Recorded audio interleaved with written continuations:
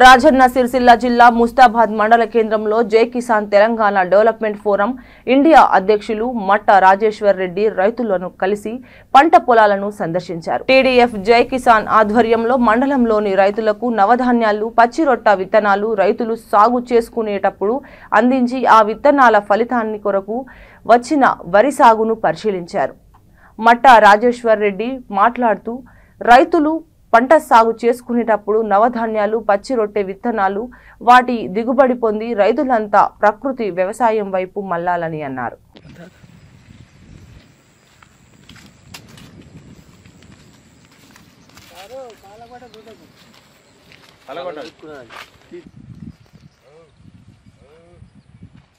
అంటే మామూలుగా భూములనే దాన్ని వేసి గుచ్చేయాలన్నమాట. ఇప్పుడు మన ఇట్లా ఉన్నప్పుడే అదే అదే చింపుతారులే చింపేసారు. చింపేసినప్పుడు నాకు 60 రోజులకి తెలియదు లేదు.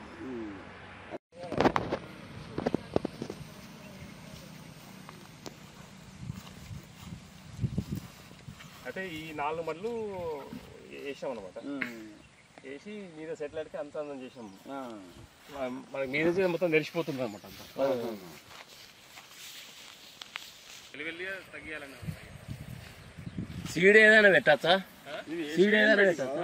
సీడ్ ఏదైనా మన ఇంటి మందం చేసుకుంటే నయం కదా.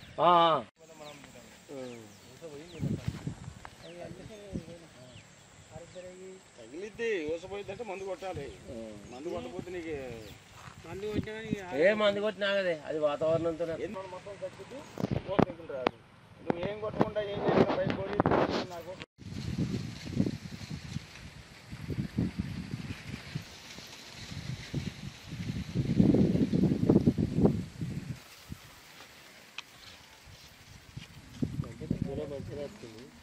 ఊరే మొత్తమే వాడలేదు దీనికి.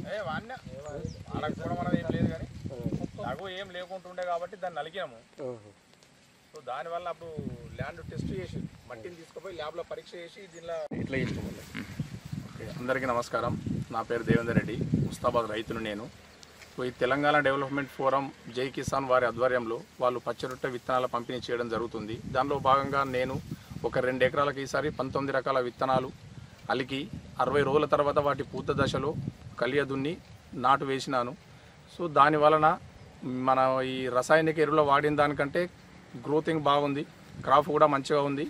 ఎరువులు చాలా తక్కువగా వాడినాను, పెట్టుబడి కూడా తక్కువ వచ్చింది. అందరూ ఈ విధంగా ప్రకృతి వ్యవసాయం వైపు మొగ్గు చూపినట్టయితే రానున్న రోజుల్లో భూమి రసాయనాన్ని కోల్పోకుండా ఉండగలుగుతుంది. ప్లస్ ఆ పంట నుంచి కూడా ఆరోగ్యకరంగా ఉంటాం మనం. కాబట్టి దయచేసి అందరూ ప్రకృతి వ్యవసాయం వరకు మొగ్గు చూపగలరని ప్రార్థన.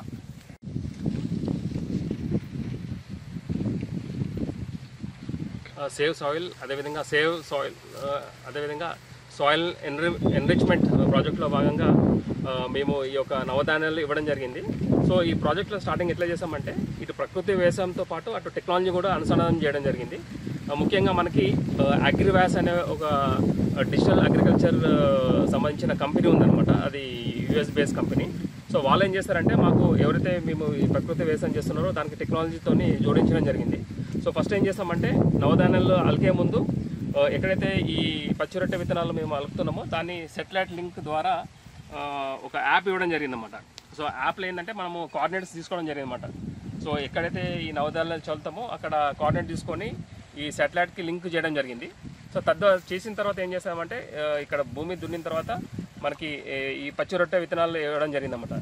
సో పచ్చిరొట్టెలు వేసిన తర్వాత 60 డేస్ ఎప్పుడైతే పూత దశ వచ్చిందో అప్పటి వరకు వెయిట్ చేసి పూత దశ ఉన్నప్పుడు కలియ దున్నడం జరిగింది. దున్నిన తర్వాత దాని ఒక అంటే దున్నక ముందు సాయిల్లో ఉన్న రైజోబియం బ్యాక్టీరియా, అసలు బ్యాక్టీరియా ఉందా లేదా, సో ఇక్కడ ఉన్న ఎన్పీకే అనమాట, నైట్రోజన్, ఫాస్ఫరస్, ఇవన్నీ ఎన్పీకే సంబంధించిన సాయిల్ సంబంధించిన టెస్టింగ్ చేయడం జరిగింది. చేసిన తర్వాత ఇప్పుడు మనకి 60 డేస్ తర్వాత దున్నిన తర్వాత వరి అలకడం జరిగిందన్నమాట.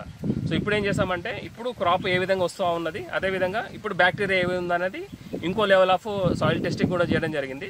సో మాకు వచ్చిన రిజల్ట్స్ ప్రకారము ఈ 19 రకాల పచ్చిరొట్టెలు ఇవ్వడం వల్ల ఈ భూమి ఎస్పెషల్లీ ఈ 2 ఎకరాలకు సంబంధించిన భూమిలో ఈ రైజోబియం బ్యాక్టీరియా అనేది చాలా వృద్ధి చెందినట్టు మాకు రిజల్ట్స్ రావడం జరిగింది.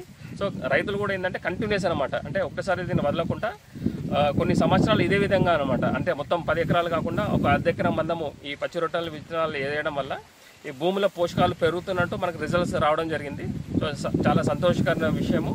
సో రైతులు కూడా ఏం చేయాలంటే మీరు ఒక 1 ఎకరం మందం ఈ విధంగా పచ్చిరొట్టె విత్తనాల ద్వారా DAP, యూరియా ఇవన్నీ కెమికల్స్ వాడకుండా ఈ విధమైన వ్యవసాయం, ప్రకృతి వ్యవసాయం చేయాలని తెలంగాణ డెవలప్మెంట్ ఫోరం ద్వారా సూచిస్తాము.